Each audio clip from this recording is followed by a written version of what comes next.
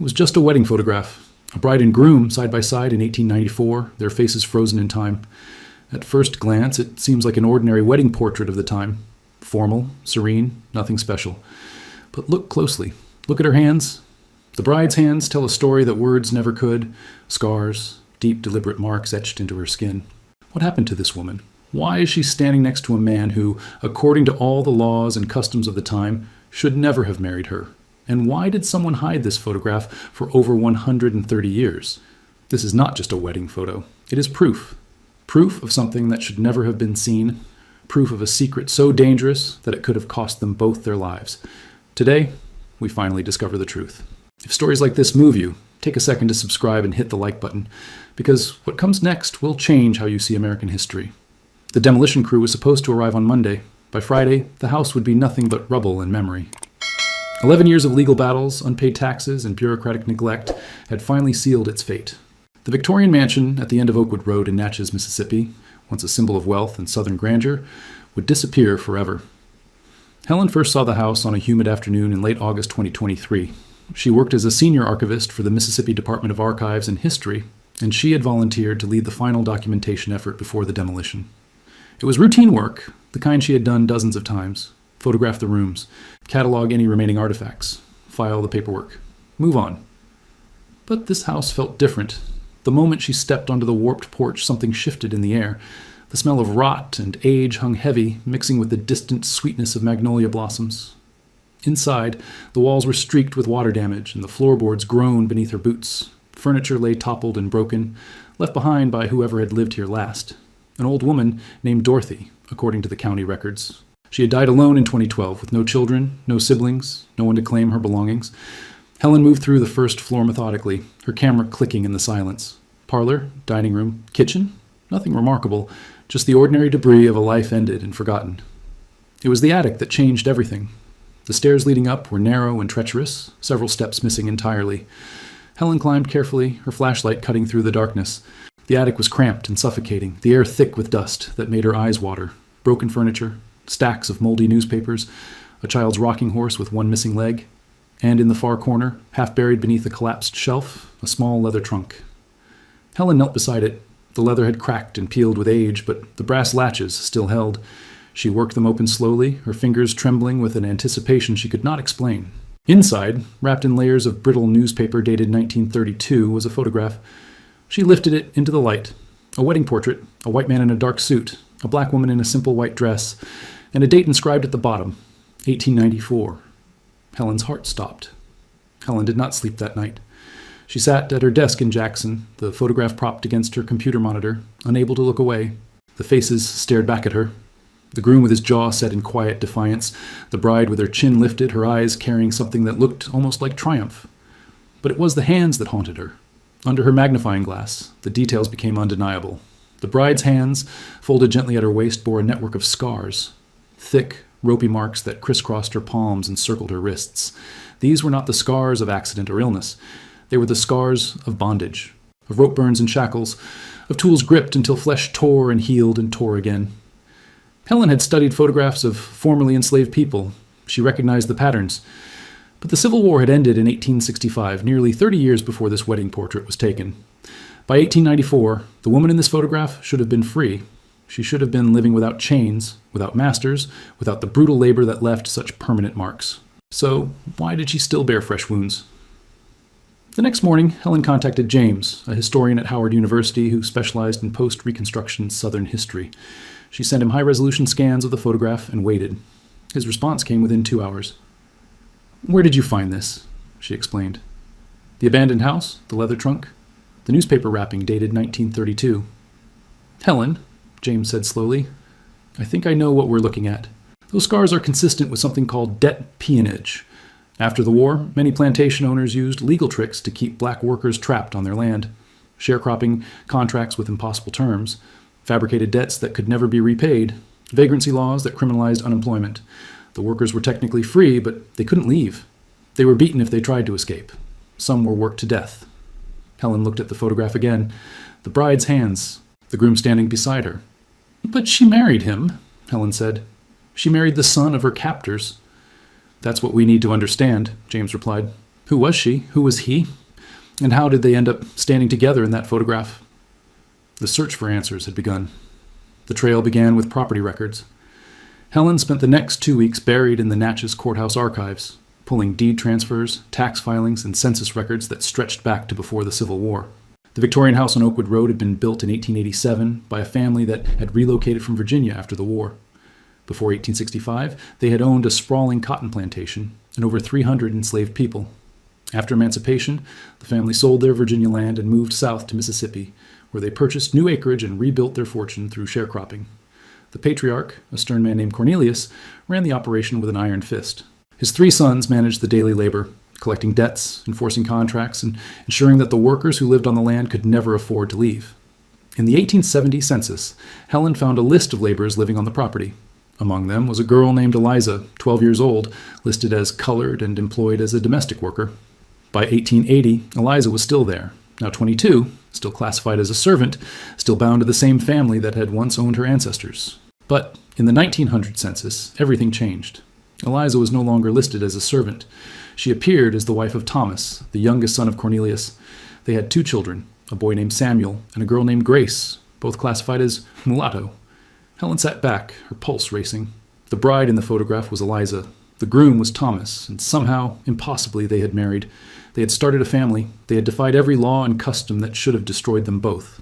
But the 1900 census was taken 6 years after the wedding photograph. What had happened in between? How had this union survived in a world designed to crush it? Helen needed to find the family's private papers. According to county records, the documents had been donated to the Natchez Historical Society in 1978 by a distant relative who wanted nothing to do with the family's legacy. The papers had been sitting in storage ever since, untouched and uncatalogued. Helen made the call that afternoon. The Natchez Historical Society operated out of a converted antebellum home on Pearl Street, its rooms lined with shelves of deteriorating documents and forgotten artifacts. The curator, an elderly man named Walter, led Helen to a basement storage room where 12 cardboard boxes sat stacked against the wall. "Nobody's touched these in 40 years, Walter said. "Good luck." Helen began her work. The boxes contained a chaotic mixture of personal letters, legal documents, business receipts, and family photographs. She organized them by date, photographing each page and building a timeline of the family's post-war activities. The letters revealed the daily operations of their sharecropping enterprise: crop yields, equipment purchases, complaints about lazy workers. In the third box, she found what she was searching for: a bundle of labor contracts, tied together with a faded ribbon. The contracts were printed forms with handwritten entries: names, dates, terms of employment. Each one followed the same pattern. A worker would sign an agreement to labor on the family's land in exchange for housing, food, and a share of the harvest. But the fine print told a different story. The workers were charged for their tools, their lodging, their food, even the seeds they planted. Interest accumulated monthly. If they failed to meet production quotas, penalties were added. If they tried to leave before paying their debts, they could be arrested for breach of contract and imprisoned. It was slavery in everything but name. Among the contracts, Helen found Eliza's. Dated 1867, when she was just 9 years old, the document listed her as the property of the estate, not as an enslaved person, since slavery was now illegal, but as a debtor. Her mother had died the year before, still owing money to the family. Eliza had inherited the debt. She was bound to the land until it was paid. Helen did the math. Based on the interest rates and penalties listed in the contract, Eliza's debt would have taken over 100 years to repay. She had been born into freedom and sentenced to a lifetime of bondage. Thomas was different from his brothers. The letters in the archive painted a clear picture of the family dynamics. The 2 older sons, William and Robert, were devoted to their father's vision. They managed the laborers with cruelty and efficiency, extracting maximum profit while keeping the workers trapped in cycles of debt. They wrote casually about beatings, about punishments, about workers who had tried to escape and been dragged back in chains. Thomas, however, rarely appeared in the business correspondence. When he did, his tone was detached, almost reluctant. He seemed to have little interest in the family enterprise. Then Helen found a letter dated March 1891. It was addressed to a law firm in New Orleans, written in Thomas's handwriting. The subject was debt contracts and the legal mechanisms for releasing workers from their obligations.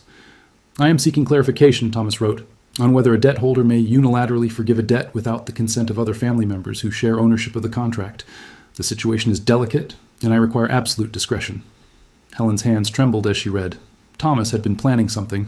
Over the next several months, according to the correspondence, Thomas consulted multiple attorneys across Louisiana and Mississippi. He was careful, methodical, always emphasizing the need for secrecy.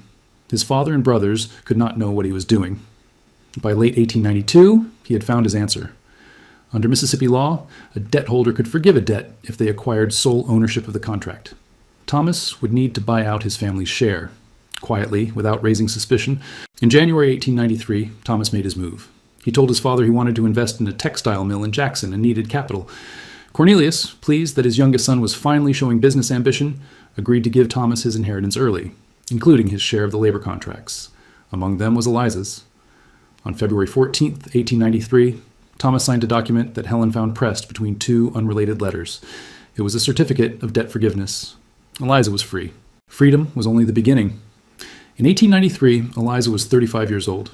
She had spent her entire life on the same land, working the same fields, serving the same family. She had never learned to read. She had never traveled beyond the county line. She had never known a single day without the weight of debt pressing down on her shoulders. And now Thomas was offering her something impossible. Helen found the next piece of the puzzle in a journal that had been tucked beneath the labor contracts. It belonged to Thomas, and it covered the years 1892 to 1895. The entries were sparse but revealing. March 3rd, 1893. Told E. that her debt is forgiven. She did not believe me at first. Showed her the document. She wept for an hour. April 12th, 1893. E. asked why I did this. I told her the truth, that I have watched her suffer since I was a boy, that I am ashamed of what my family has done, that I want to make it right. July 29th, 1893. Father asked why E. is no longer working in the fields. Told him she is ill. He does not suspect. William and Robert do not care enough to notice. November 15th, 1893. E. and I have spoken every day for months. I did not expect this. I did not plan for this, but I cannot deny what I feel. The journal entries grew more personal, more intimate. Thomas and Eliza had fallen in love, a love that could not exist in the world they inhabited. If anyone discovered them, Thomas would be disinherited. Eliza could be killed. But Thomas had made his choice. January 8th, 1894, I asked E. to marry me. She said yes. We both know what this means. We will have to leave. We will have to disappear, but I would rather live in exile with her than spend another day in my father's house.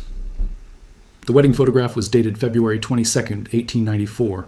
They had married in secret, somewhere beyond the reach of Thomas's family. And then they had vanished. For years, Helen had assumed that interracial marriages in 1894 Mississippi were simply impossible. The state's anti-miscegenation laws were among the harshest in the nation, carrying penalties of up to 10 years in prison for both parties.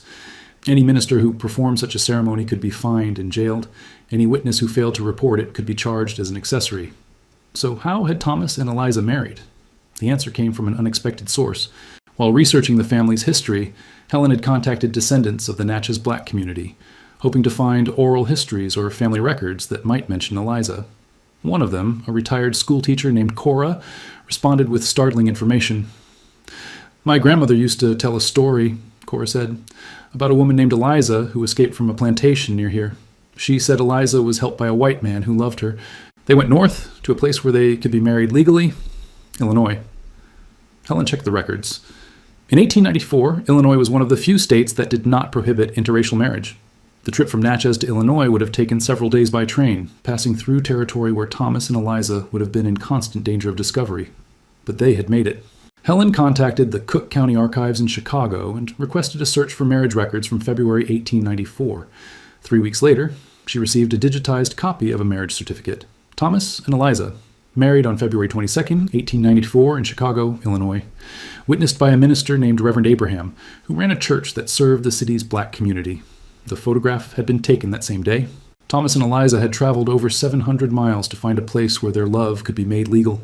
They had risked everything, imprisonment, violence, death, for a single piece of paper that declared them husband and wife. But the question remained, what happened next? Thomas and Eliza did not return to Mississippi. The 1900 census that Helen had found earlier listed them as residents of Adams County, Mississippi, with 2 children. But how had they come back? And how had they survived? The answer lay in the final pages of Thomas's journal. After the wedding, the couple had settled in Chicago, where Thomas found work as a bookkeeper and Eliza took in laundry. They lived in a small apartment on the south side, surrounded by a community of black families and immigrants who asked no questions about the pale man with the southern accent and his dark-skinned wife. For 3 years, they lived in peace. Then, in 1897, word reached Thomas that his father had died. Cornelius had suffered a stroke and passed away without ever learning the truth about his youngest son. William, the eldest brother, had inherited the estate and the family business. Robert had moved to Texas. Thomas saw an opportunity. He wrote to William, claiming that he had been living in Chicago for business reasons and wished to return home. He made no mention of Eliza or their marriage. William, who had never been close to Thomas, agreed to sell him a small parcel of land on the outskirts of the old family property, the same Victorian house where Helen would find the photograph over a century later. Thomas and Eliza moved back to Mississippi in 1898. It was a calculated risk. They lived quietly, avoiding contact with Thomas's remaining family. The local black community accepted Eliza as one of their own. The white community assumed Thomas was a reclusive bachelor with unusual household arrangements. Their children, Samuel and Grace, were raised in careful isolation, educated at home, protected from a world that would never accept them. The photograph remained hidden, locked in the leather trunk that Eliza kept beneath her bed.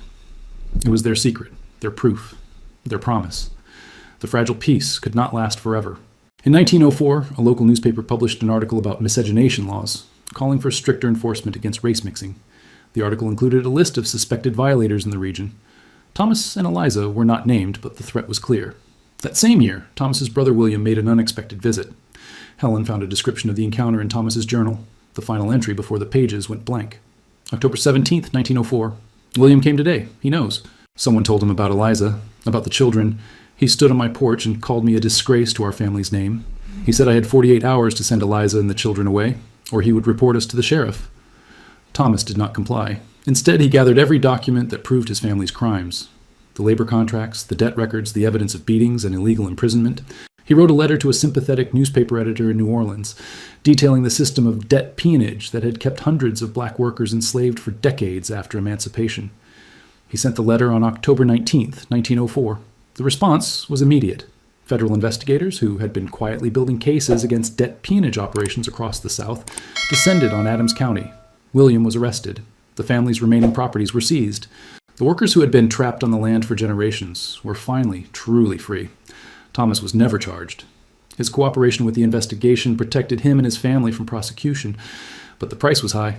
He was shunned by white society, his name erased from local histories, his contributions to the investigation buried and forgotten. He did not care. In his final letter to the New Orleans editor, Thomas wrote, "I have spent my life trying to repair what my family destroyed. I do not expect forgiveness. I only hope that my children will live in a world where love is not a crime." Helen finished her research in the spring of 2024. She had spent 8 months tracing the lives of Thomas and Eliza, piecing together fragments of their story from archives, census records, journals, and oral histories. What emerged was a portrait of extraordinary courage. Two people who had defied the most brutal systems of oppression their society could devise, armed with nothing but love and determination. Thomas died in 1923 at the age of 67. Eliza lived another 12 years, passing away in 1935. They were buried side by side in a small cemetery outside Natchez, their graves unmarked except for 2 simple stones bearing their first names. Their children, Samuel and Grace, grew up to lead quiet lives. Samuel became a carpenter. Grace worked as a seamstress. Neither ever married. Neither ever spoke publicly about their parents' story. The photograph remained in the leather trunk, passed down through generations until it reached Dorothy, Thomas and Eliza's great-granddaughter, who kept it hidden until her death. Helen understood why. For over a century, the story of Thomas and Eliza had been too dangerous to tell. It challenged the comfortable myths that white Southerners told themselves about the end of slavery. It exposed the brutal reality of debt peonage. It proved that love could exist across the color line, even when every law and custom conspired to make it impossible. But now, finally, the story could be told. Helen published her findings in a historical journal that fall. The article was picked up by national media. Historians and genealogists began searching for other hidden marriages, other buried photographs, other stories of resistance and love that had been erased from the official record. Cora, the retired schoolteacher who had shared her grandmother's story, traveled to Natchez to visit Thomas and Eliza's graves. She brought flowers and a copy of the wedding photograph, which she propped against the stones. "You deserved better," she said quietly, "but you made your own kind of justice." The scars on Eliza's hands had told the story of her suffering. But the photograph told a different story, a story of survival, of defiance, of a love that refused to be erased. And now the world would finally know.